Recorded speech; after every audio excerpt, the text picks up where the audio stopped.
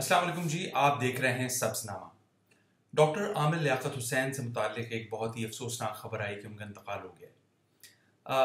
ये खबर यकीनन हिला देने वाली है, बड़ी शॉकिंग खबर है।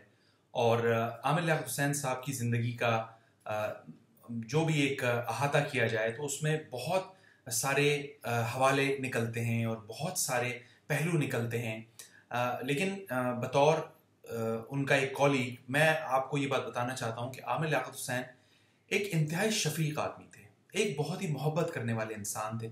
और उन्होंने अपने इर्द गिर्द जितने लोगों को भी अपने साथ उनके साथ काम किया या उनकी ज़िंदगी उनके उन लोगों से करीब रही, तो बहुत कम लोग ऐसे हैं कि जिन्होंने उनकी ज़ात से कोई तकलीफ़ पाई। मुझे अच्छी तरह याद है कि साल 2002 में डॉक्टर आमिर लियाकत हुसैन साहब जब जियो आए थे तो वो जियो के पहले एंकर थे। और जियो की पहली खबर, जियो न्यूज़ की जो पहली खबर है वो उनके मुंह से हमने सुनी। तो बड़ी यादें हैं। और उसके बाद फिर उन्होंने आलिम ऑनलाइन शुरू किया और आलिम ऑनलाइन ने कितनी बड़ी कामयाबी हासिल की। और बहुत कम वक्त में उन्होंने एक बहुत कसीर तादाद में लोगों को अपना गर्विदा बनाया। आमिर लियाकत हुसैन साहब मरहूम बहुत ही ज़बरदस्त खाना बनाते थे, बहुत ही इंसानियत दोस्त शख्सियत थे, इंसान दोस्त शख्सियत थे, दोस्तों के दोस्त थे।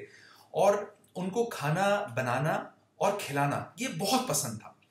और जिसने भी आमिर लियाकत हुसैन साहब के दस्तरखान को शेयर किया है उसको अंदाज़ा होगा कि वो कितनी मोहब्बत से लोगों को खाना खिलाते थे और उनको इस चीज़ का कितना शौक़ था। अल्लाह ताला उनको अपनी जवार रहमत में जगह दे।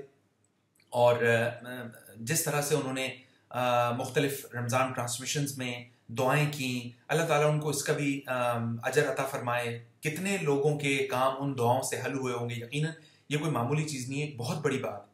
तो आज उनका इंतकाल हो गया और उनकी कमी मेरे ख्याल में हमेशा हमेशा महसूस की जाती रहेगी। आप सबसे भी दरख्वास्त है कि आप उनके लिए दुआ करें और अल्लाह ताला से ये दरख्वास्त करें कि अल्लाह ताला उन्हें अपनी जवार रहमत में जगह दे, उनके दर्जात बुलंद फरमाए। अस्सलाम वालेकुम।